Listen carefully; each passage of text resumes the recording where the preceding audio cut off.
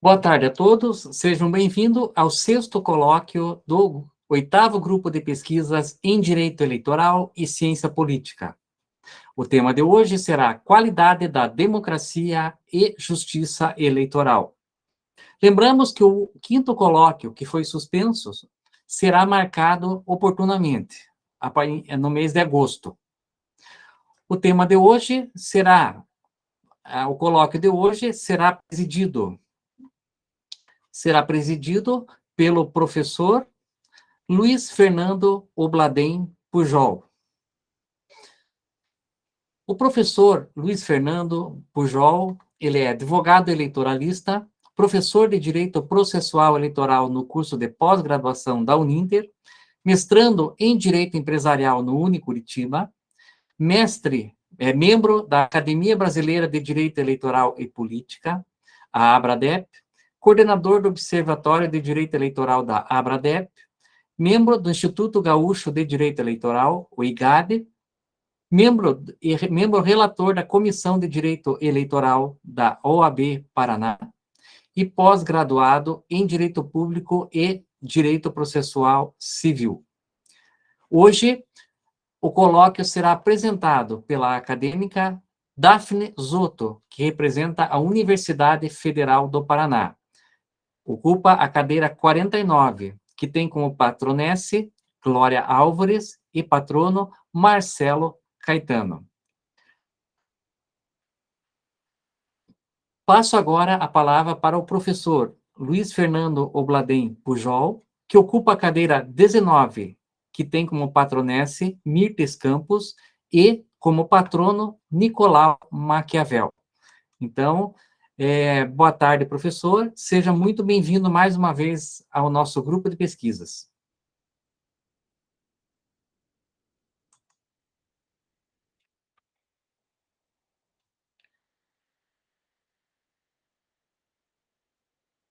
Professor?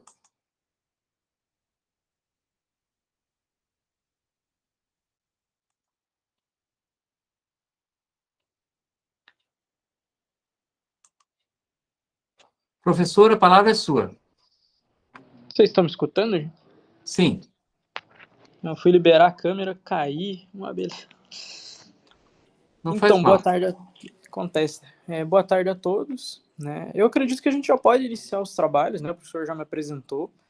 O tema hoje é qualidade da democracia e direito eleitoral, e justiça eleitoral. Nós vamos dividir os trabalhos com a aluna Daphne da UFPR. Na sequência eu falo um pouco. A gente fez uma pesquisa, eu tentei auxiliar ao máximo a Daphne, né, à distância, encaminhando alguns materiais. Ela tem uma apresentação muito boa, planejada. Eu visualizei a apresentação dela já, a gente já conversou sobre isso. E eu acredito que ela esteja apta para já começar a falar dos patronos. A minha pergunta só, professor, é se o senhor vai querer que a gente fale dos patronos inicialmente, como foi em alguns outros colóquios? Sim, falar os patronos inicialmente, né?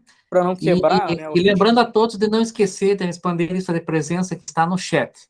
Mas ler os patronos primeiro, mas se quiser, você pode ler os patronos e apresentar ou fazer duas rodadas. Então, cabe ao presidente decidir. Então, presidente da mesa, eu acho né?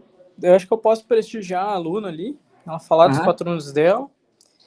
Daí, na sequência, eu posso falar rapidamente dos meus e deixar ela apresentada e fica o tema mesmo, né? Na sequência. Então, tá ótimo. Então, Daphne, você está escutando a gente? Estou sim, me ouvem bem? Então, tranquilo. Boa tarde a todos os presentes nesse colóquio. Eu me chamo Daphne. O tema deste colóquio, como já falado, é a qualidade da democracia e justiça eleitoral.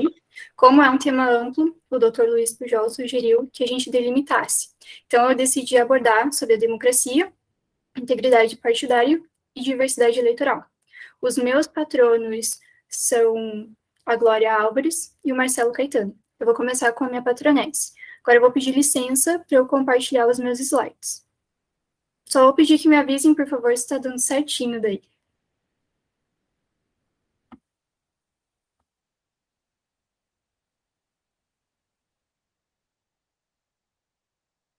Conseguem visualizar o arquivo? Eu consigo, eu acredito que os demais também. Ok, então vou dar Estou início. conseguindo aqui, tudo tranquilo. Tranquilo. Certo, então. A Glória Álvares, ela nasceu na cidade da Guatemala. O seu pai e os seus avós paternos são cubanos. A sua avó, ela acabou saindo de Cuba e em 1957 ela trabalhava na Nestlé e ela foi transferida para Venezuela, por isso que ela saiu de Cuba, mas ela tinha interesse em voltar para Cuba e depois ela foi verificar a situação do país, aconselhada pela sua irmã, só que ela acabou não voltando porque eles ainda estavam vivendo no regime do Fidel Castro, que trazia complicações para o país naquela época. Então, eles acabaram se mudando para a Venezuela, na Guatemala, na década de 60. Sua mãe é muito parecida com a história da sua família paterna. Ela veio da Hungria, ela era húngara, e ela acabou saindo também do país dela por conta do regime da União Soviética. E depois disso, elas se mudaram para os Estados Unidos e foi assim que a Glória conheceu a sua avó paterna. É possível analisar, então, que a Glória, ela presenciou um período conturbado e modificador da história, e mesmo de maneira consciente, ou talvez consciente, isso influenciou na formação e no seu pensamento crítico. A Glória, ela estudou Relações Internacionais e Ciência Política na Universidade Francisco Marroquim. Ela fez mestrado na Universidade de Roma e ela ganhou notoriedade através de um discurso que foi difundido na internet, onde ela fazia críticas e denunciava o populismo presente principalmente nos governos latino-americanos, que foi o que ela teve mais contato. Além do exposto, ela também é palestrante, locutora de rádio e apresentadora de televisão. O discurso supracitado foi um pronunciamento que ela fez no Parlamento Ibero-Americano sobre a juventude em 2014, em que ela expôs novas tecnologias e métodos para diminuir as imposições governamentais. Ela tem 3 principais obras. A primeira obra dela era Como Falar com um Progressista, a segunda, Como Falar com um Conservador, e a terceira, O Engano Populista. Ela fez junto com Axel Kaiser, que também tem notoriedade nas mesmas áreas de estudo que ela. Nesse discurso em questão, ela tem uma fala que é a seguinte: o populismo ama tanto os pobres que os multiplica. Ou seja, ela engendra o discurso dela contra o avanço desses líderes populistas e ela recomenda o uso da internet para compartilhar informações e a promoção de argumentos lógicos e racionais no debate público. Acho interessante, em relação ao tema que ela expôs e trabalha, falar os outros quesitos que também abrangem essa temática. Ela fala, e oportunamente é contra os governos ditos como de esquerda, de entendimento de esquerda, justamente porque ela não teve uma boa visão desses movimentos em questão. Mas é interessante a gente dizer que o estudo da ciência política também aborda outros quesitos. E como eu vou falar sobre democracia e integridade partidária, eu achei interessante trazer como que esse populismo se caracterizava e era realizado aqui no Brasil. Então, o populismo ele é estudado na ciência política. Só um minutinho. Ele ficou conhecido também como República Populista ou Quarta República. Aqui no Brasil, a gente teve influência dos políticos dessa época, como Getúlio Vargas, o Juscelino Kubitschek, o João Goulart. Esse período do populismo aqui no Brasil, ele se fomentou em boa parte do século XX, da década de 30 até 1940.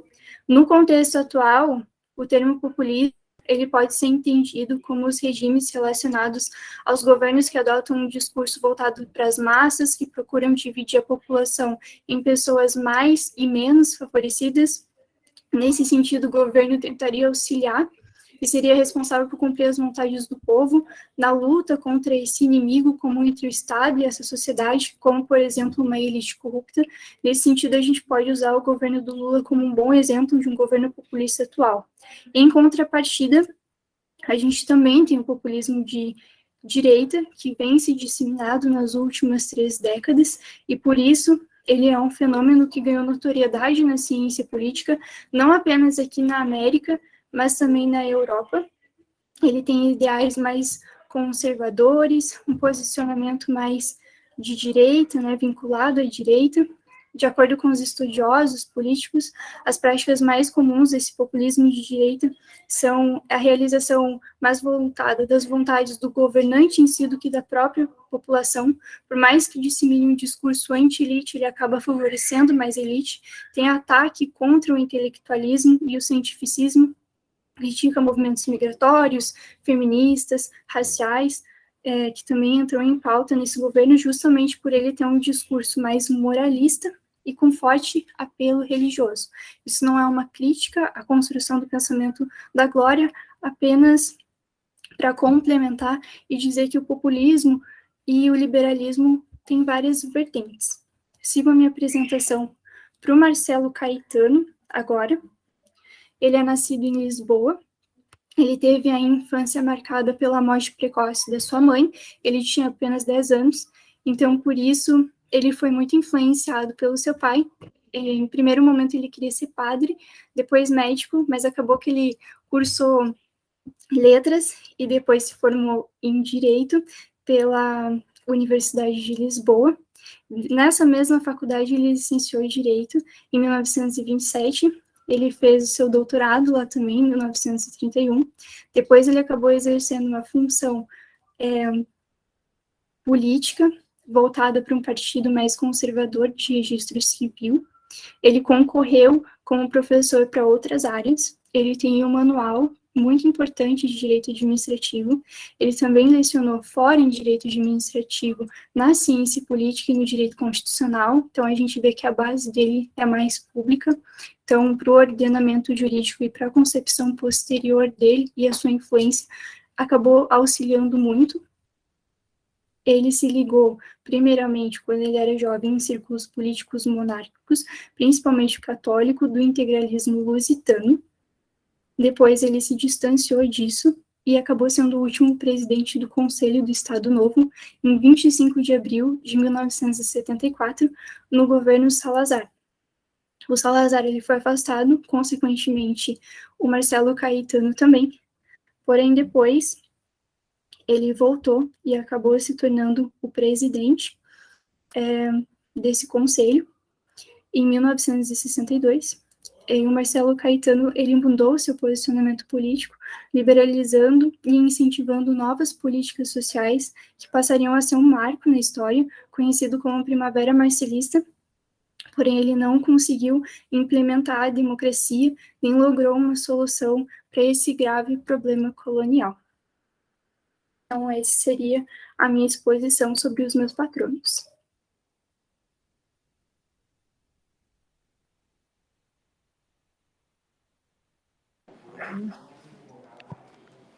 Daphne, foi perfeito, atendeu tudo ali, com os marcos temporais, contextualização histórica e de vida deles. Foi ótimo, tá de parabéns. Eu vou falar dos meus patronos agora. Eu nem ia fazer apresentação, por isso eu não tenho slide para mostrar. Eu espero que não tenha eco aqui do que eu estou falando, espero que vocês estejam escutando bem. Eu vou falar um pouco dos meus, apenas para contextualizar também, porque eu vou acabar, né, fazendo uma apresentação na sequência da Daphne. Os meus patronos são Nicolau Maquiavel e a Mirtes Campos. Eu vou falar um pouco antes dela. Tá? A Mirtes Campos, ela foi a primeira advogada do Brasil, ela é considerada a primeira advogada do Brasil. Ela não foi a primeira moça, né, a se formar como bacharel em direito, mas foi a primeira a exercer a advocacia. Então, as moças chegavam até a conseguir, raramente, fazer o bacharelado, mas não conseguiam exercer a advocacia. Ela nasceu em 1875 e ela ingressa, né, na faculdade de Direito, consegue fazer o bacharelado e tem toda uma luta para conseguir ingressar no que seria a nossa OAB hoje, mas que antigamente era o Instituto da Ordem dos Advogados do Brasil. Ela tenta validar o diploma dela, né, e exercer a advocacia em 1899. No início, como ela tinha pouca prática, ela tentou ingressar como estagiária e não conseguiu, ela foi barrada, ela teve o direito dela negado. Foi uma luta de 7 anos para ela ser admitida como advogada no Instituto e conseguir exercer, né, ali como membro do Instituto. Mas ela consegue sustentar, ela conseguiu, então, exercer a advocacia dela, principalmente na área criminal. Ela foi além da primeira advogada a exercer a advocacia, foi a primeira mulher a representar no Tribunal do Júri, a fazer uma defesa no Tribunal do Júri. E o discurso dela é uma lição, né, de advocacia e de feminismo, onde ela demonstra que ela não estava ali só por ela e que toda mulher que faz uma defesa no Tribunal do Júri, ela está representando todas as mulheres. E porque está ocupando um espaço que historicamente era masculino no Brasil, né? Num ambiente muito machista, né? E ela sustenta e ganha, ela consegue a absolvição do cliente dela. Além disso, ela tinha pautas feministas claras, né? A questão da independência da capacidade civil da mulher casada, né? A questão de aborto, a questão de voto, e ela sempre foi muito ativa para além da advocacia. Ela atuava em vários jornais também, defendendo os ideais dela e a independência da capacidade e de pleno exercício de todos os direitos profissionais e de vida das mulheres. Hoje também ela nomeia uma das medalhas de mérito da advocacia, que é a medalha Mirtes Campos. Bem, além dela, o meu patrono é o Nicolau Maquiavel. Ele dispensa, né, grandes apresentações, mas, fazendo um breve resumo, ele é considerado o pai da ciência política, viveu na época que a gente considera Renascimento, né, Renascença, século XVII, em Florença, na Itália. As obras mais conhecidas dele são O Príncipe, que é cobrado na maior parte dos vestibulares e é leitura obrigatória ali no primeiro período de Direito, né? O Príncipe, a Arte da Guerra, ele tem um livro com esse nome também, O Conspirador e Discursos sobre a Primeira Década de Tito Livio, né? As pessoas acham que ele escreveu apenas O Príncipe, mas não. Entre as contribuições dele está uma visão muito realista da política, né, de como funcionam os mecanismos de poder, independente de julgamento religioso, independente de julgamento ético e moral. Aliás, é reputado a ele ter rompido, né, as noções de política e moral, ter demonstrado que o exercício da política, em parte, ele é independente da moral, né? Ele é exercido sem essa correlação necessária. E, como eu já considerei isso com o professor Rogério algumas vezes, com o professor Fernando Quinoler também, Nicolau Maquiavel escreve O Príncipe, apenas como curiosidade, né, para aprofundar um pouco, já que a gente tem esse tema, esse tempo a mais para aprofundar. Ele escreve O Príncipe estranhamente, né, sendo destinado ao príncipe, ou seja, destinado ao monarca, mas na linguagem mais vulgar possível.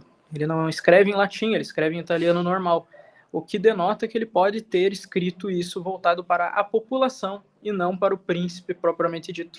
Que ele tenha, na realidade, querido alertar a população de como o poder era exercido, muitas vezes em nome da religião, né, que ele cita muitos Borges, né, muitas vezes em nome de valores que, na realidade, não estavam sendo atendidos. Então, é uma descrição realmente muito realista dessa dissociação entre política e moral.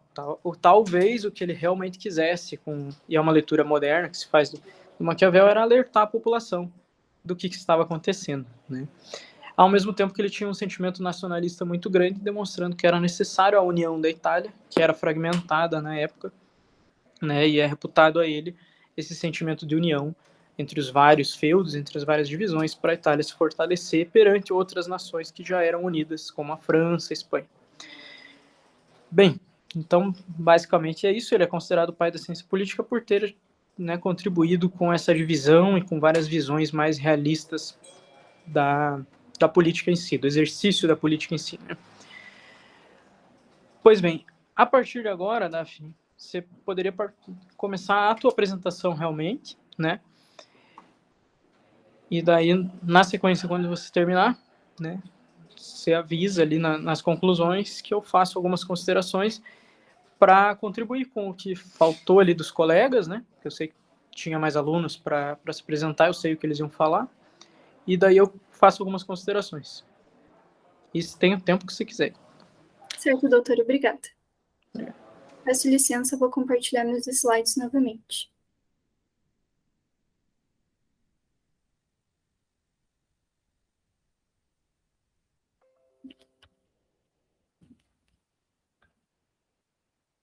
Tudo certinho? A gente está vendo normal. Democracia no plano eleitoral brasileiro, isso? Isso. Perfeito. Eu vou dividir a minha apresentação em 2 grandes grupos. Primeiro eu vou falar sobre a democracia, e depois eu vou falar em algumas questões que podem auxiliar para que ela se desenvolva dentro desse plano eleitoral brasileiro. Então, antes de mais nada, é importante que a gente entenda que o processo eleitoral brasileiro, ele é reconhecido e respeitado mundialmente, porque ele é um ato constitutivo, ele está dentro do nosso ordenamento jurídico, e ele é reconhecido tanto nacionalmente como internacionalmente. Além do Ministério Público Eleitoral, sob a presidência dos tribunais regionais eleitorais e do Supremo e do Tribunal Superior Eleitoral, o sistema eletrônico de votação, ele é utilizado em mais de 40 outras nações para a realização de diversos tipos de eleição, mas para além disso, esse processo eleitoral, ele tem que ser entendido como um processo democrático das eleições e dessa credibilidade do próprio processo e do próprio direito democrático ao sufrágio. Então, sendo assim, quando a gente descredibiliza e enfraquece esse processo eleitoral, a gente fere diretamente o direito democrático ao sufrágio. E esse enfraquecimento ele vai interessar apenas aqueles que não têm compromisso com a expressão e a vontade popular e essa pluralidade eleitoral que deve estar dentro do nosso ordenamento e ser garantida nesse processo. As declarações que surgem, a não realização do pleito eleitoral e a apuração paralela de votos por quaisquer outras entidades, se não aquelas ligadas à justiça eleitoral, extrapolam toda a normativa em vigor e são inadmissíveis no Estado Democrático de Direito. A sugestão de que isso seja feito por forças armadas fere diretamente essa burocracia estatal, que é respondida e responsável pelo Poder Executivo, cujas atribuições alheias precisam ter como ato esse exercício cívico que vai representar essa população para que não tenha uma grave ameaça à nossa democracia. Assim, o Giovanni Sartori elucida que a democracia não se resume aos atos de votar e ser votado. Ele diz: para o estabelecimento do governo popular, as eleições constituem uma condição necessária, porém não suficiente. Ou seja, o ato democrático tende a superar o mero esquema de participação na formação dos poderes públicos. Essa atuação necessita um retorno estatal, identificando as necessidades sociais e garantindo os direitos fundamentais aos seus cidadãos. Logo, a gente não pode desprezar esse ambiente eleitoral, e sim abranger a conexão que ele tem com outros âmbitos, como, por exemplo, o social, o econômico, o político. E dessa premissa, a gente tem que destacar e entender o que significa o direito eleitoral, que ele é uma categoria da ciência jurídica que é destinada a essa disciplina e esses mecanismos que são fundamentais para a sobrevivência do Estado Democrático de Direito, para a organização política, para a legítima assunção de mandatos representativos que vão admitir e que visam essa identificação de um substrato majoritário da vontade, principalmente dos seus cidadãos, porque ele é feito para eles. O contraponto é que, diante da história eleitoral, principalmente nos países latino-americanos, é que a gente tem esse apartheid entre a democracia e o sufrágio, que favorece, por exemplo, regimes autoritários. Né? Os periódicos ataques aos governos democráticos acabam impondo um processo de maturação do direito eleitoral que se desenvolve de uma maneira muito lenta, inconstante e dificulta esse processo democrático. Nesse espírito, essa legalidade eleitoral, ela precisa ultrapassar essa função normativa, ultrapassar a letra da lei. Ela tem que ser factível à democracia, à atuação como fonte da promoção da cidadania e da sustentação desse regime. Ela tem que zelar pela conformação de um direito eleitoral que tem essa legitimidade de origem que não seja só embasado nesse ordenamento jurídico, mas que tenha esse espírito de justiça, que reproduza esses ecos desse querer coletivo. Um direito eleitoral em que os diplomas sejam cada vez mais inclusivos e moralizadores, que ofereçam essa tônica. Então, para que isso seja de fato difundido, a gente tem, por exemplo, como utilizar as compliances, que é o que eu vou falar agora na questão da integridade aqui partidária. Então, a gente pode, primeiramente, definir essas compliances como um conjunto de atitudes voltadas à ética, aos respeitos, a essas normativas, essas comparações, que passam não só exclusivamente as instituições, mas a aplicação de um programa de integridade e de código de conduta. A implementação da compliance eleitoral, ela vai trazer esses benefícios que estabelecem as diretrizes assentadas na ética, na transparência, no estrito cumprimento da legalidade, na atuação na mitigação de riscos, né, em relação a esses partidos, no relacionamento do candidato com os doadores, com os parceiros de coligação, com os fornecedores, enfim, a todos aqueles que vão fazer parte dessa justiça eleitoral. Então, é importante a gente destacar que a conduta do candidato, ela é de extrema importância na relação não apenas dessa propagação eleitoral e no uso de mídias, mas de todo o âmbito que antecede ao próprio ato de se eleger como um candidato.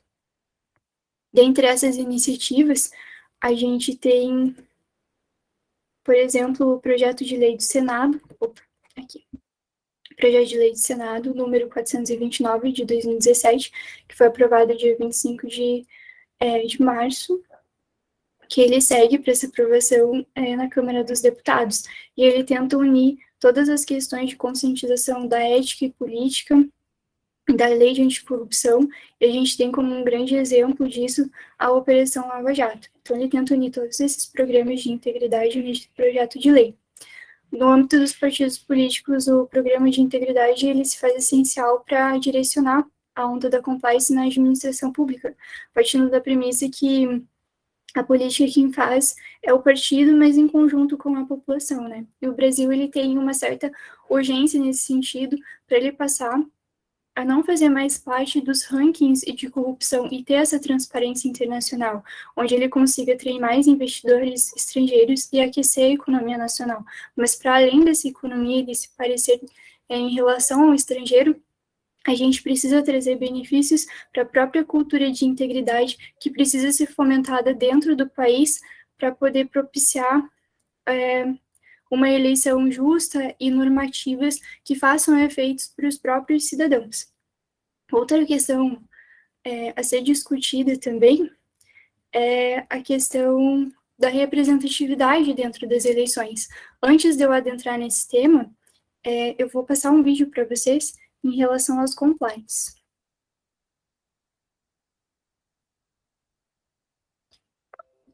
Vocês conseguem ver?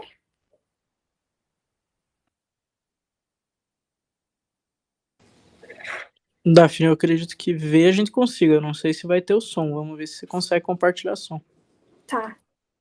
Vamos abordar um tema que tem gerado... Tá dando certo, tá dando certo. Então tá bom. Muitas dúvidas e questionamentos. Trata-se da aplicação de normas de governança corporativa, compliance, integridade nos partidos políticos. Quero convidá-los para uma reflexão sobre este tema. Pesquisas recentes têm mostrado que a corrupção hoje é um fenômeno mundial. E em relação ao nosso país, muitas pessoas já perceberam, a nossa sociedade já percebeu que a corrupção causa danos econômicos e sociais gravíssimos. Hoje, numa pesquisa recente, temos que a principal preocupação do brasileiro hoje, do eleitorado, é a corrupção, à frente de questões como saúde, educação, transporte, segurança, que geralmente são temas que sempre estão aí no ranking de preocupação dos brasileiros. E colocaram desta vez a corrupção como a principal preocupação. Deve-se ao fato de que a sociedade tem ganhado, implementado uma consciência ainda maior. Eles percebem que a corrupção retira professores da escola, a corrupção retira médicos dos hospitais. Essa consciência, aos poucos, tem ganhado a nossa sociedade. Além dessas pesquisas, que estão sendo demonstrando essa realidade, muitos órgãos públicos, empresas privadas, segmentos de mercado, enfim, estão adotando práticas de governança corporativa, compliance e riscos. Este tema já está ganhando um corpo grande nas instituições públicas ou privadas do nosso país. E por que, então, esses temas não podem ser estendidos aos partidos políticos? Será que ética e compliance, integridade, são conceitos distantes desses partidos? É importante termos uma consciência que os partidos políticos são veículos de representação da soberania popular. São entes que fazem parte da forma e da própria existência do regime democrático. Vamos entender um pouco o que é um partido político.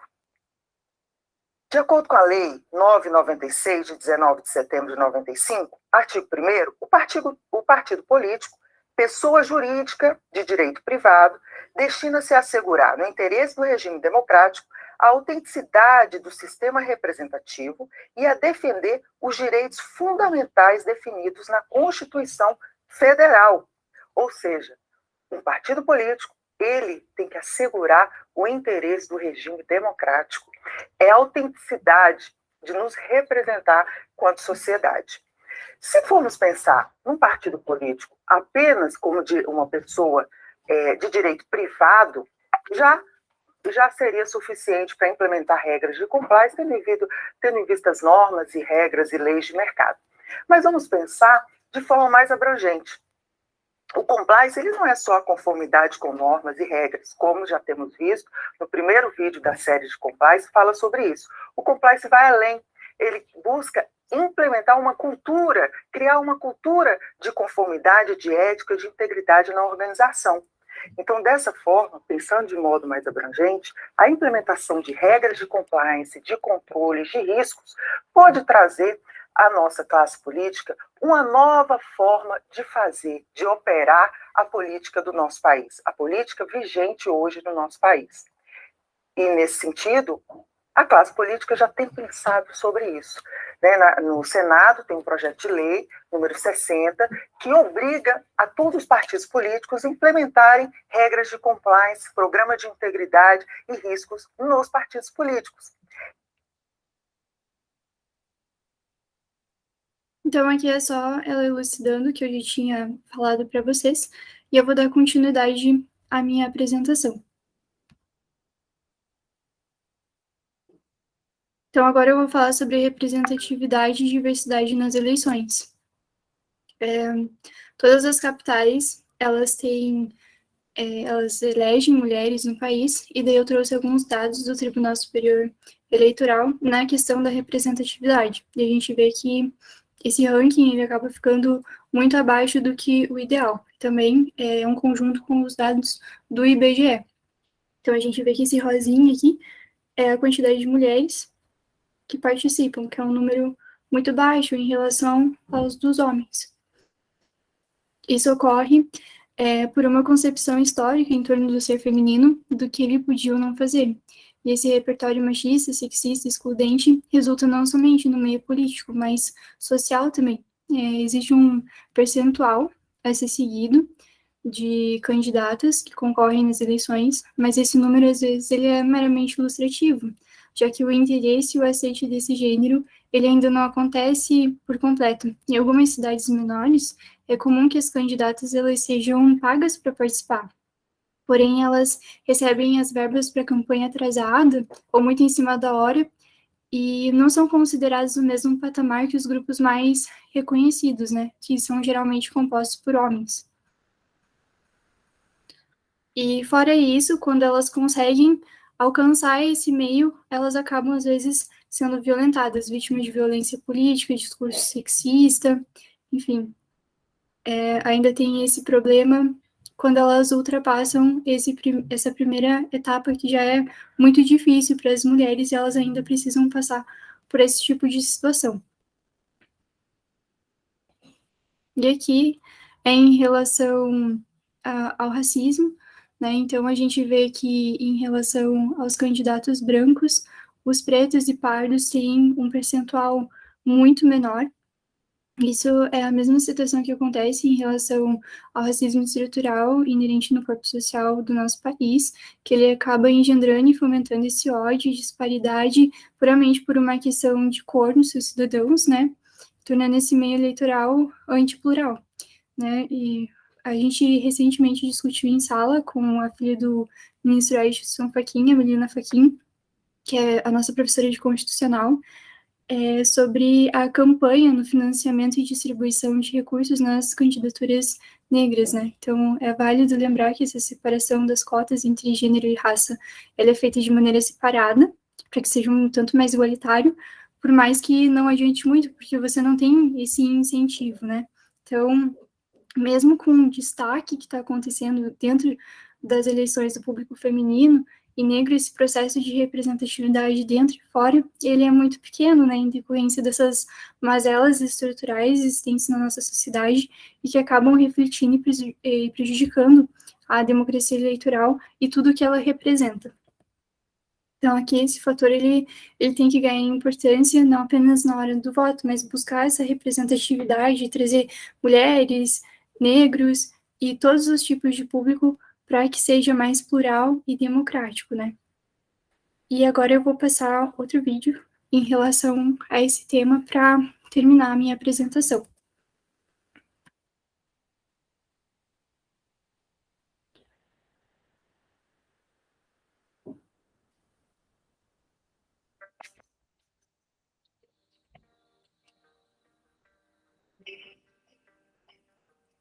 Olá, pessoal. Vamos falar um pouquinho sobre pluralidade. É a pluralidade de ideias que fortalece e revigora os laços verdadeiramente democráticos, evitando assim os messianismos políticos que assombraram o passado. Está em pauta neste vídeo a defesa de um modelo de democracia deliberativa, fomentada por uma nova forma de racionalidade que será constituída através da ampla participação social. O intercâmbio de opiniões evidencia a pluralidade existente no tecido social, sendo essa pluralidade a própria essência do regime democrático. A justificativa para essa afirmação, como bem nos lembra Hannah Arendt, encontra-se na própria condição humana que é plural. Somos todos humanos, mas cada ser humano é único em sua forma de ser, de pensar e de agir. Por isso, precisamos entender de uma vez por todas que as diferenças não são barreiras, mas são riquezas e que, portanto, nós precisamos dialogar. É por essa razão que cada vez que um grupo, ou uma pessoa, ou um partido político se apropria do poder, seja por vias democráticas ou não, e procura estabelecer um modelo de vida ideal e dogmatizado a ser reproduzido como padrão pela sociedade, comete-se um crime, uma violência contra o ser humano, pois fere-se a pluralidade. A pluralidade é desafiante, nós sabemos disso, mas é por isso mesmo que a pluralidade nos incita, nos convida, nos provoca a ir mais longe, superando os caminhos comuns que nos conduzem sempre aos mesmos lugares. A democracia plural é a única atmosfera possível na qual os direitos humanos podem ser assegurados, porque é a democracia plural que respeita todo e qualquer ser humano, sem distinção. Isso implica no reconhecimento e na aceitação de uma diversidade de grupos, de estilos de vida e de tradições diversas. Negar essa condição é o mesmo que apoiar o retorno do totalitarismo, que engendra violência, destruição e sofrimento. Que o medo das diferenças não seja empecilho para superar de vez o passado e acreditar no futuro.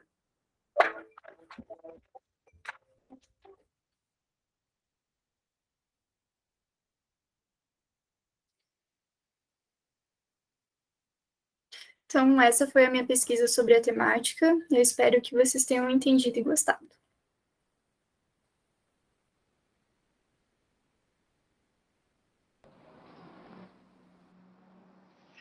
Vocês estão me ouvindo? Daphne, foi perfeito, né?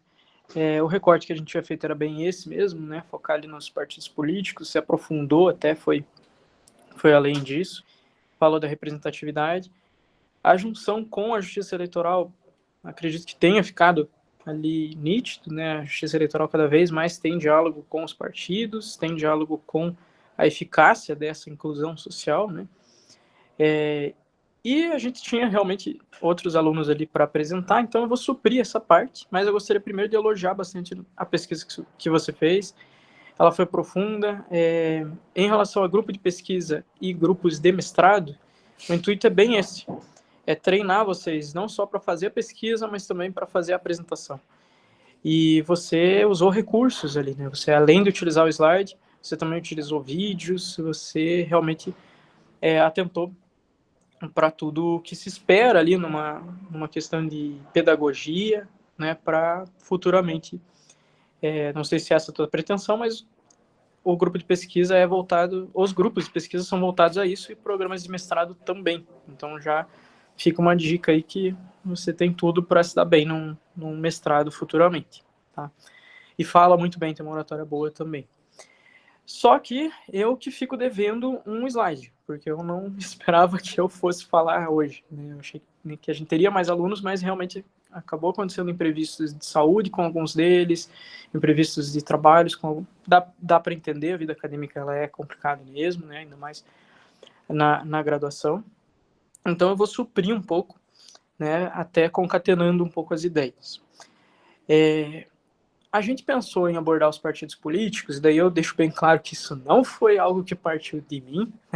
A Daphne, eu quis ouvir os alunos do que eles tinham em mente, e a Daphne apareceu com 3 temas, se eu não me engano, e daí a gente, debatendo, decidiu que esse seria o melhor caminho, né? Mas eu gostaria de deixar isso claro, porque bate muito com a minha dissertação de mestrado, compliance, né, partidário. Então, eu não direcionei para esse lado, né? Foi algo que surgiu espontâneo da própria aluna, né, para deixar isso bem claro. Mas, o que a gente pode extrair da apresentação da Daphne de essencial para eu usar como ponte, porque eu vou falar que são as funções da justiça eleitoral e essa questão de qualidade da democracia e justiça eleitoral. Os partidos políticos, eles aparecem como uma questão fundamental, e a representatividade que ela trouxe na apresentação dela também. A gente visivelmente percebe que a democracia ela não se restringe a uma concepção formal de votar e ser votado. Há necessidade de participação, há necessidade de inclusão. Isso que qualifica uma democracia, certo? Que as minorias, sejam elas quantitativas ou qualitativas, de representação, elas não sejam alijadas, elas não sejam colocadas de lado, que elas tenham os direitos delas e a representatividade delas respeitados. E como se faz isso? Através, né? E como se opera uma democracia moderna também. Como há essa representação. Devido ao tamanho do país, devido à modernidade, ao cotidiano, né? A gente não tem mais como ser como na Grécia Antiga, que é a democracia direta. Então a gente tem a democracia através da representação, através dos mandatários, certo? E nas democracias atuais, já a partir ali da Inglaterra do século XVII, começam a surgir os grupos que são os partidários, começam a se formar os primeiros partidos, que são o mecanismo de representação atual, tanto que muitos autores, inclusive Kelsen, falam em democracia de partidos, ou partidocracia, que seria o nosso filtro para a representação, nosso filtro para as candidaturas. Só que cada vez mais isso tem relação com a justiça eleitoral, principalmente no Brasil. Porque a justiça eleitoral ela tem uma função que vai além da função jurisdicional. A justiça eleitoral brasileira ela tem 4 funções. A primeira função dela é a jurisdicional, solucionar as lides, solucionar os processos, as demandas relacionadas ao pleito, né, relacionadas ao direito eleitoral. Ok, essa é a mais simples, né? O tribunal resolvendo processos. Isso não tem nada de anormal, não tem nada de atípico. Mas, além disso, a Justiça Eleitoral tem uma função administrativa muito importante em relação às eleições no país. Ela organiza as eleições, certo? Ela que cuida desde a urna, a fiscal de urna, até registro de candidaturas. Então, a gente vê que a candidatura ela é monopólio do partido, mas ela passa por um filtro da Justiça Eleitoral. Os partidos, para exercerem a sua representação, eles têm que prestar contas. Eles têm que prestar contas por comando constitucional à Justiça Eleitoral. Então, a Justiça Eleitoral, além da função jurisdicional, ela tem uma função administrativa ligada à prestação de contas, certo? Além disso, a Justiça Eleitoral tem a função normativa. Ela edita resoluções que vão especificar como se dará a aplicação da legislação eleitoral. E isso é extremamente importante, não só para as eleições, mas para os processos propriamente. Essa função é um pouco criticada. Aqui no Paraná a gente tem a professora Eneida Desirri Salgado, da UFPR, que critica veementemente essa função, porque ela não tem previsão constitucional, mas é uma função que se consolidou, né, no país. As resoluções do TSE hoje elas têm uma eficácia muito semelhante à legislação, né? E a Justiça Eleitoral também tem a função consultiva, ou seja, é permitido aos partidos políticos consultarem o TSE sobre questões relacionadas ao direito eleitoral, relacionadas às próprias resoluções do TSE, para entender qual seria o posicionamento da Justiça Eleitoral.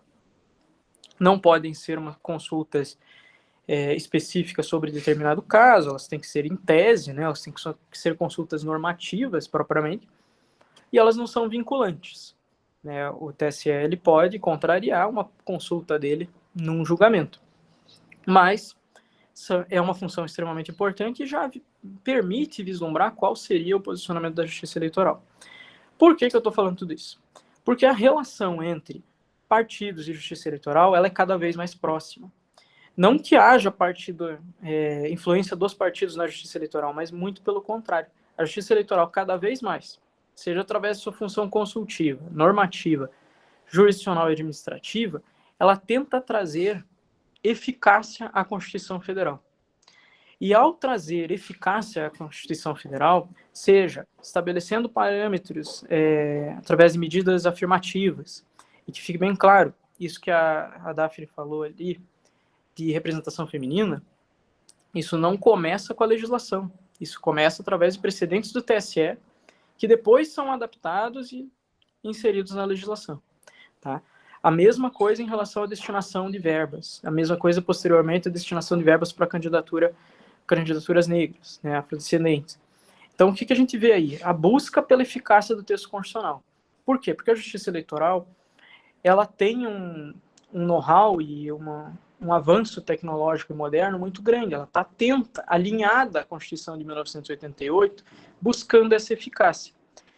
Mas há dissonâncias ocorrendo na prática. Por quê? Porque a estrutura partidária e política brasileira talvez não tenha acompanhado tanto os avanços que a Justiça Eleitoral passou. Por isso nós temos alguns questionamentos que surgem e que causam até estranheza hoje em dia, né?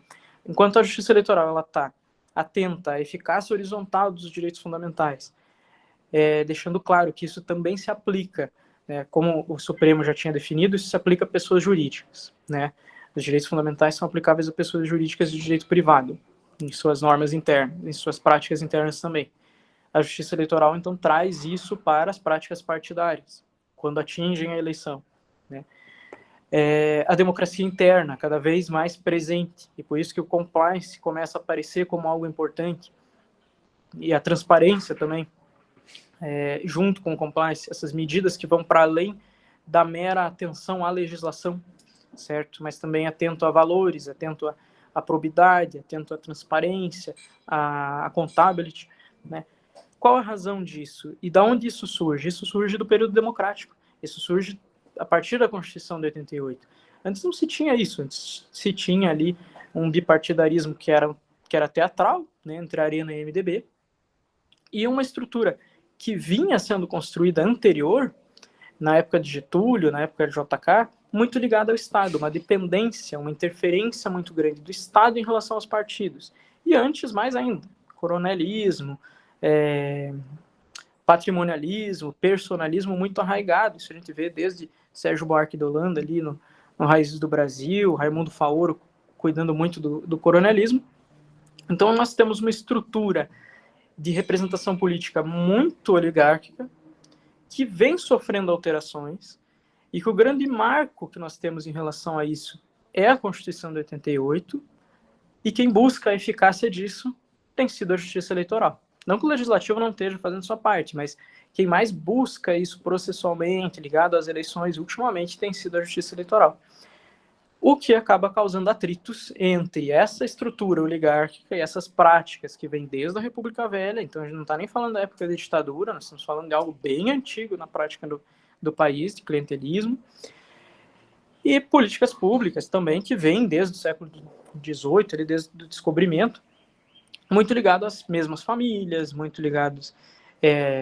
por exemplo, um exemplo claro que a gente pode dar é que o nepotismo ele é proibido na administração pública, mas nada impede num partido político contratação de parentes, né? Ou contratação dos próprios dirigentes em alguns momentos. Isso é permitido. Não há uma proibição em relação a isso. Mas cada vez mais há questionamentos disso em prestações de contas, né? E cada vez mais tem essa preocupação da Justiça Eleitoral em garantir representação, em garantir democracia interna. Então, o que a gente vê hoje são críticas voltadas à Justiça Eleitoral, que muitas vezes é apenas porque se quer um retorno ao status quo anterior, digamos, ao voto impresso, né, a situações que permitiam perpetuar uma oligarquia e um coronelismo que a Justiça Eleitoral não vai permitir que volte, porque não faz sentido nenhum, porque tem uma barreira para isso, que é a Constituição Federal, né? Então, quando a gente fala, e eu coloco sobre isso, né, sobre qualidade da democracia e justiça eleitoral, a gente tem que ter em mente que hoje a justiça eleitoral ela tem se demonstrado extremamente atenta à eficácia da Constituição, extremamente atenta em ser uma fiscalização isenta em relação às ideologias, em relação à disputa partidária, mas não isenta em relação a direitos fundamentais e aplicação da Constituição. Porque isso é função dela, realmente, zelar pela aplicação dos direitos fundamentais da Constituição Federal. Nisso ela tem que se meter, sim, é a função dela. Entende? Então, quando a gente vê a representação política tendo essas normas sendo impostas, é natural que lideranças antigas, né, que práticas antigas acabem criticando a justiça, né? E daí eu remeto a duas falas de ministros que são falas recentes, né? Uma fala do ministro Edson Fachin, em que ele questiona exatamente isso, em que ele questiona da onde vêm as críticas à justiça eleitoral, e ele demonstra que, na realidade, são políticos que visam um retrocesso do processo eleitoral, um retrocesso e uma diminuição da própria competência da justiça eleitoral. Isso está presente no Congresso. A gente pega o projeto de novo Código Eleitoral e a gente vê ali reduções ou restrições na prestação de contas para terceirização de prestação de contas, né? E uma outra fala que eu puxo aqui é do ministro Alexandre de Moraes, que ele diz que a independência da justiça eleitoral ela se mostra como algo extremamente relevante para manter a democracia no país, né? Que ela não pode sofrer nenhum tipo de coação ou constrangimento sob pena de macular o próprio processo eleitoral, em sentido amplo, né? Bem, mas basicamente eu acredito que seja essa a complementação que eu posso dar, tentando aqui linkar, né, com o que os demais colegas falariam, mas não puderam falar hoje, e ao mesmo tempo também puxando o que a Daphne teve de contribuição ali, né? Eu tô vendo que tá tendo algumas coisas no chat ali, só que eu não consigo ver ele com o microfone aqui, só um minuto.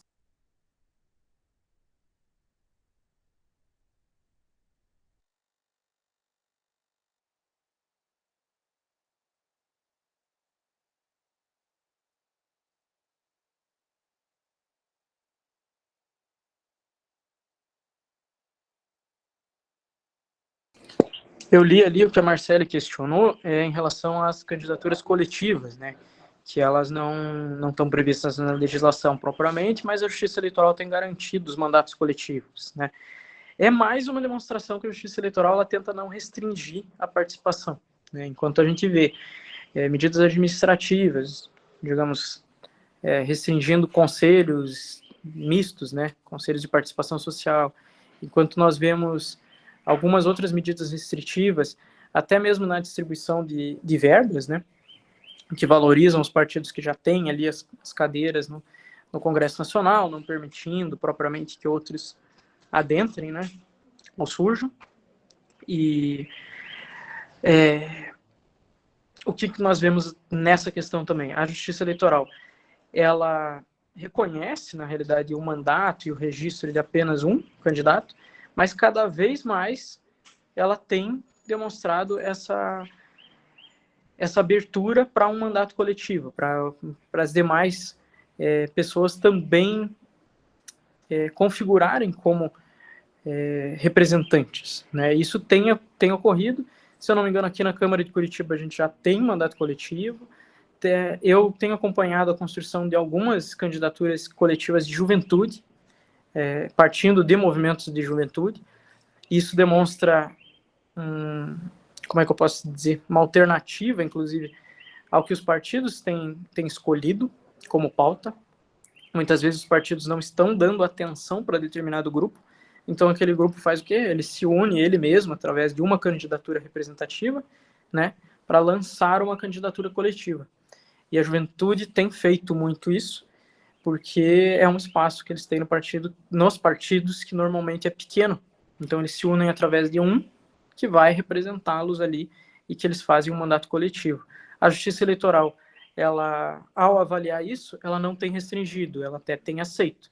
Ela coloca o registro como sendo uma pessoa, mas não tem impedido que haja um nome, né? Houveram algumas audiências públicas, inclusive recentemente, em que não houve uma restrição propriamente à candidatura coletiva, como houve em relação à candidatura avulsa. A candidatura avulsa ela não é permitida.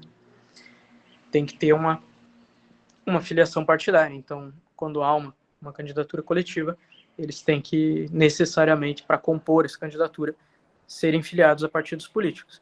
Então, novamente, os dois filtros eles acabam ocorrendo. O monopólio dos partidos e o filtro do registro pela Justiça Eleitoral, mas um filtro aberto, né, à participação popular. Não sei se alguém mais teria alguma pergunta no chat, no mural ali. Eu gostaria de saber se a Daphne tem alguma consideração de tudo que eu falei aqui, né? Basicamente, tentando linkar com o que ela colocou. Não, professor, acho que você elucidou muito bem e conseguiu complementar tudo, né, em relação à qualidade da democracia, à justiça eleitoral. Não tenho nada a dizer. Certo.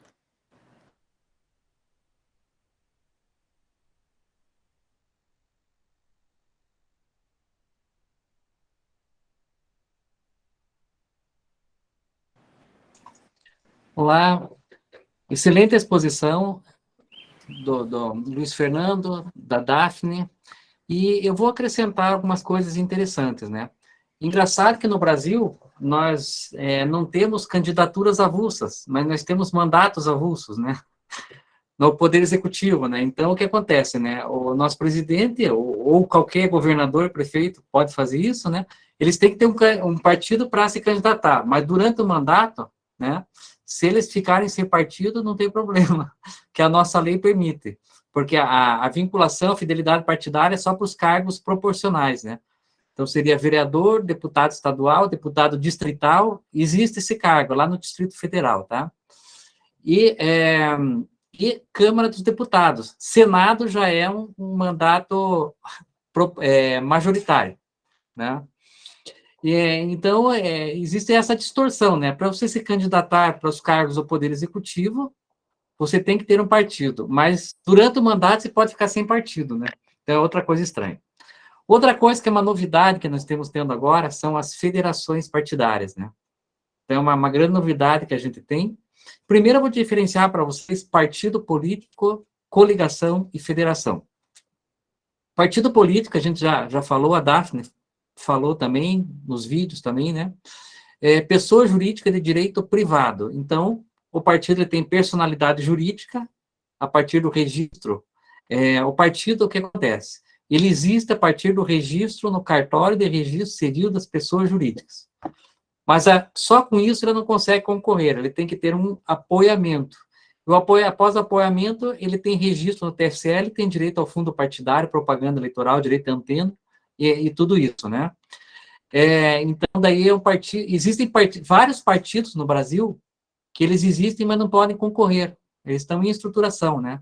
Um é essa Aliança do Brasil, do Bolsonaro, que ele tentou, mas não conseguiu o registro do partido. Tem um partido chamado Partido Federalista, que faz anos que tenta. Ele existe, mas não consegue ainda concorrer, receber todos os benefícios de um partido. Então, ele tem personalidade jurídica e personalidade judiciária. O partido, ele existe e pode atuar em juízo. A coligação, o que é? É um contrato. É um contrato que os partidos... Não tem esse nome contrato porque fica esquisito, mas na prática é um contrato, é um consórcio, né? Então, os partidos se reúnem para somar os eleitores fiéis, aquele número de eleitores que não muda de partido de jeito nenhum, né? E aumentar o tempo de rádio e televisão. E talvez o fundo partidário em alguma situação, fundo de campanha, na verdade. Então, existe a coligação. Só que a coligação, embora a vaga seja da coligação, ela termina com as eleições. A coligação, ela não tem personalidade jurídica, mas ela tem personalidade judiciária. Quer dizer, ela pode atuar em juízo. Então, dentro da justiça eleitoral, os partidos, eles cedem a personalidade judiciária para a coligação. Então, só a coligação pode atuar na justiça eleitoral, e os partidos só podem atuar na justiça eleitoral só para discutir a própria formação da coligação, a única situação.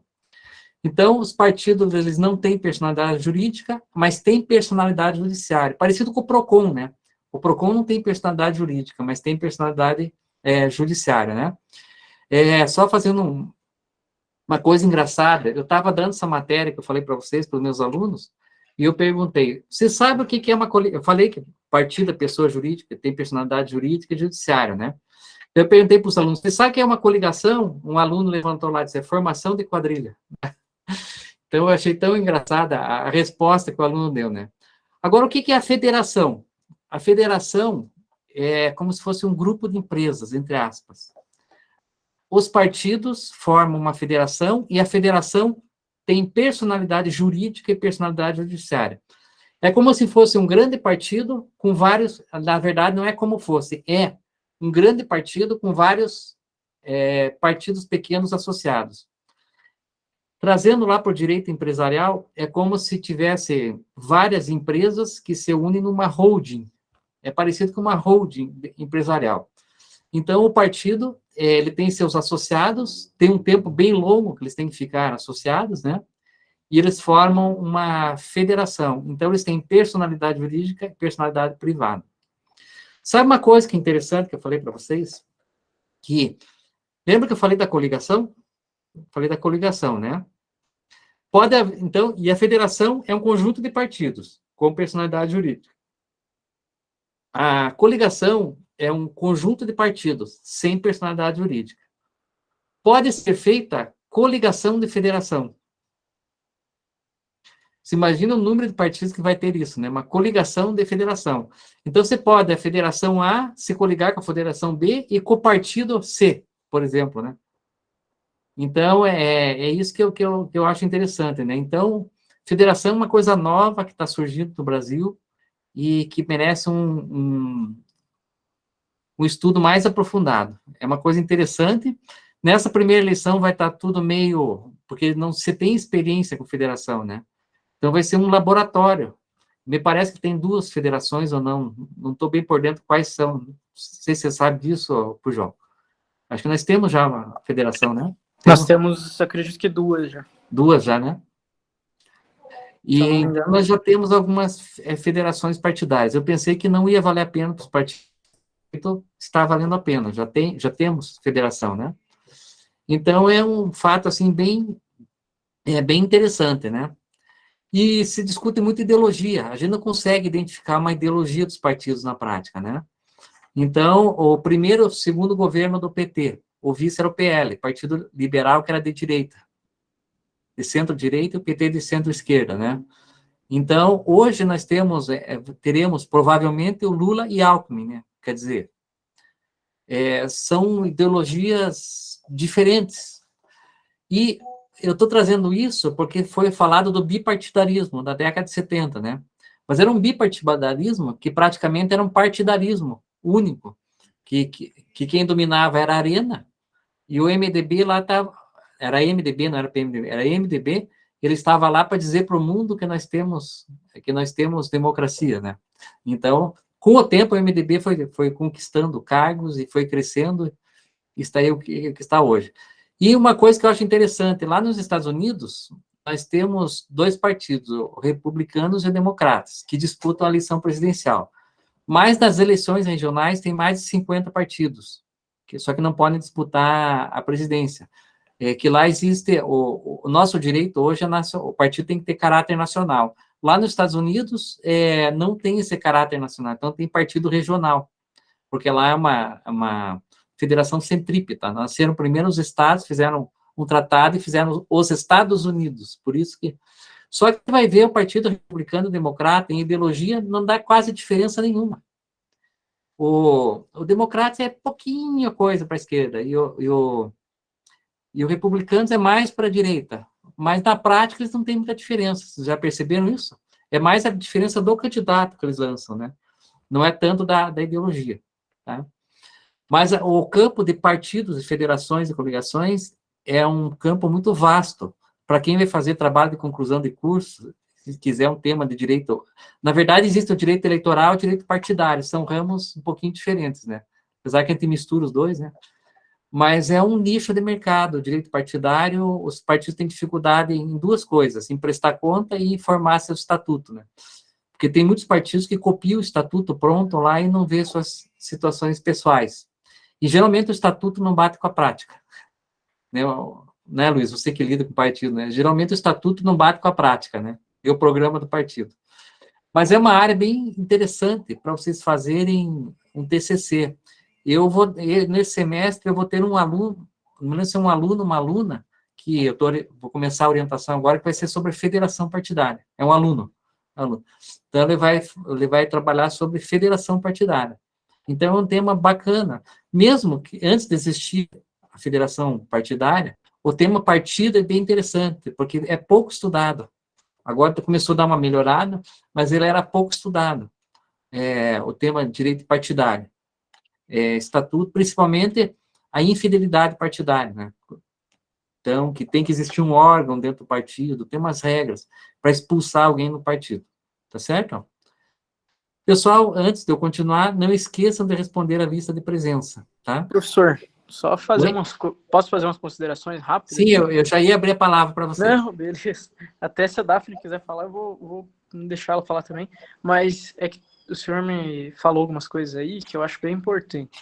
Em relação ao estatuto, não é querer fazer propaganda da professora Eneida aqui, mas ela fez um estudo recente demonstrando que a maior parte dos estatutos, além de eles serem muito parecidos, eles tendem a ser autoritários e não democráticos. Na realidade, a maior parte deles... Partidos que têm dono, né?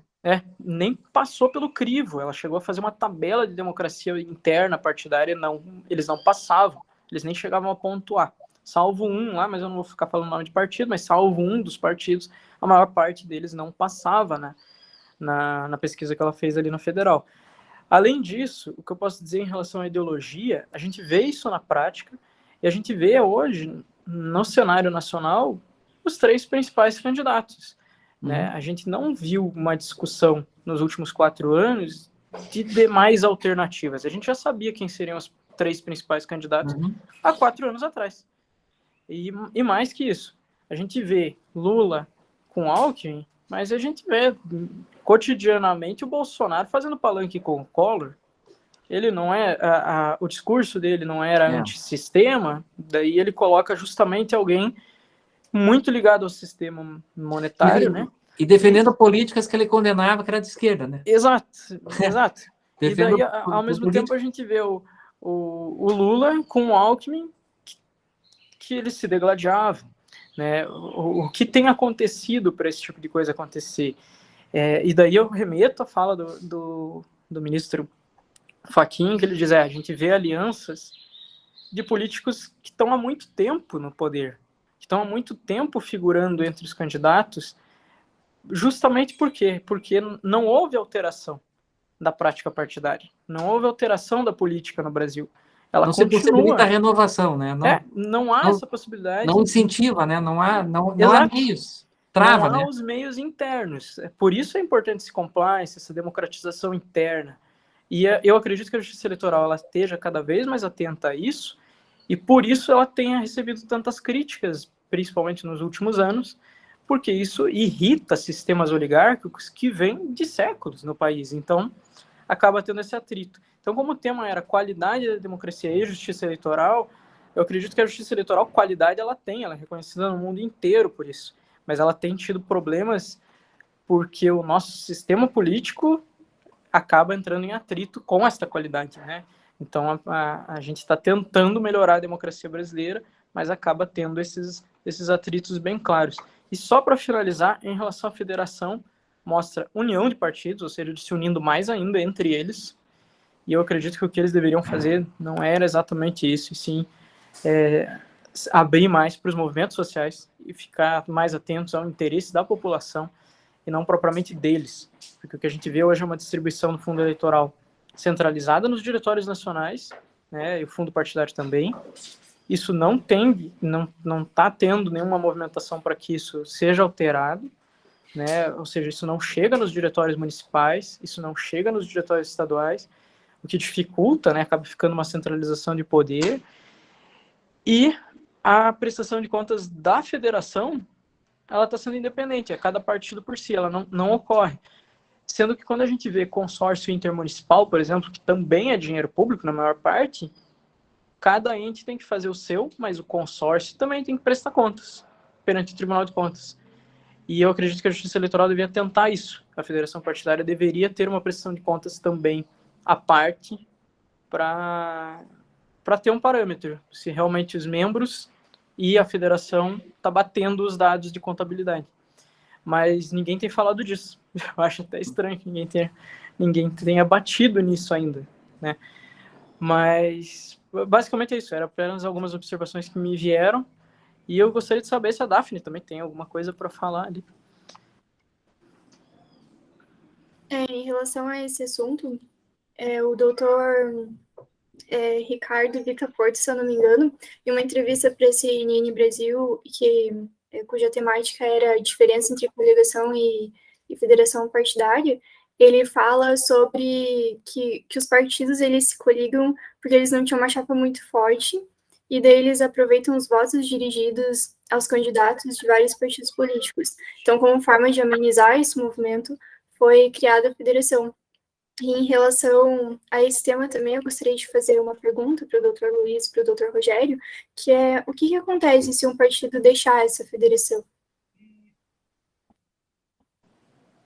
Posso responder, professor? Pode. Uhum. Então, ele tem o prazo, que se eu não me engano é de 4 anos, que ele tem que ficar. Eu acho que é 4 anos. E se ele sai antes disso, ele fica com restrições de acesso ao fundo partidário. Se eu não me engano, é isso. Ele fica com essa restrição pelo período... Eu estou falando de cabeça, sem consultar a resolução e a legislação. Então, ele fica com essa restrição pelo período remanescente. Ou seja, digamos 4 anos, se ele saiu em 3 anos, ele fica sem 1 ano. Se ele saiu em 2 anos, ele vai ficar 2 anos com essa restrição, né? Se eu não me engano, tem uma exceção para não afetar o período eleitoral. Então, ele tem acesso ao fundo de campanha para não ficar fora da campanha eleitoral, mas ele fica com restrições ali. Por isso, eu coloco isso na minha dissertação de mestrado, que tem que ter todo um estudo prévio do partido para sair de uma federação partidária, porque isso pode afetar as contas do partido. Isso pode afetar os empenhos que ele tem, toda a despesa dele para a sobrevivência dele mesmo. Então ele tem que ficar muito atento a isso, não é simplesmente sair porque aconteceu alguma coisa, ele tem que fazer todo um planejamento, porque senão ele pode ir à bancarrota, né? Mas eu não sei se o professor Rogério tem mais alguma... Não, para mim era isso mesmo. É isso. Uhum. Então, mais alguém tem alguma pergunta? Alguém queira participar? Então, pessoal... Professor, eu só gostaria, então, de finalizar, assim, com as Uhum. ponderações que foram apresentadas. Eu acho que dá para a gente concluir que essa redução dessa pulverização, assim, partidária, da inserção das políticas de integridade e eficácia democrática, elas não prejudicam o sistema brasileiro, né? Justo ao contrário, né? Ela pode atuar como um mecanismo de fortalecimento dessas ideologias políticas na disputa das eleições, na medida em que ela almeja um fim dos monopólios ideológicos que assolam e prejudicam principalmente as minorias, né, nesse país. Então, esses, em conjunto com outros ajustes, digamos assim, eles trariam vários benefícios e uma eficácia maior e confiança nesse meio eleitoral, principalmente para todos os cidadãos, né, já que é voltado para eles, né, e está no ato constitutivo, está redigido por lei, que é um direito nosso, né, ter acesso de uma maneira justa e igualitária dentro desse meio eleitoral, partidário e político.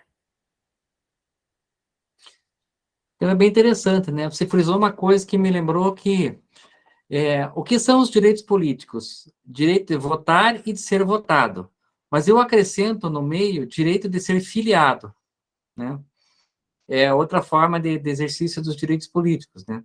Então, na prática, se alguém quiser se filiar a um partido e o presidente denegar a filiação, cabe o quê? O mandado de segurança na justiça estadual, porque é pessoa jurídica de direito privado, né?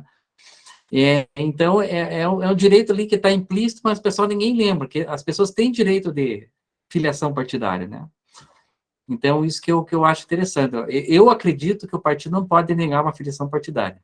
Então, mas é isso. Mais algum questionamento? Obrigado, Daphne, pelo seu comentário, pela sua apresentação, foi excelente, tá? Imagina, professora, eu que agradeço pela oportunidade. Eu acho que também entra em questão, a gente estava discutindo em direito administrativo, utilizar de alguns princípios, né? E um deles que a gente poderia utilizar é justamente o princípio da supremacia do interesse público sobre o privado em alguns quesitos, né, do direito eleitoral. Então, tá certo. Mais alguém quer fazer um comentário? Então tá, pessoal. Eu vou pedir para a Daphne ficar no sistema, que eu quero conversar com ela sobre o tema que ela falou, né? O Luiz também, se quiser ficar, pode ficar. Então, pessoal, eu agradeço a presença de todos. Não esqueçam, quem não respondeu, responder a lista de presença que está no chat. Senão, vocês não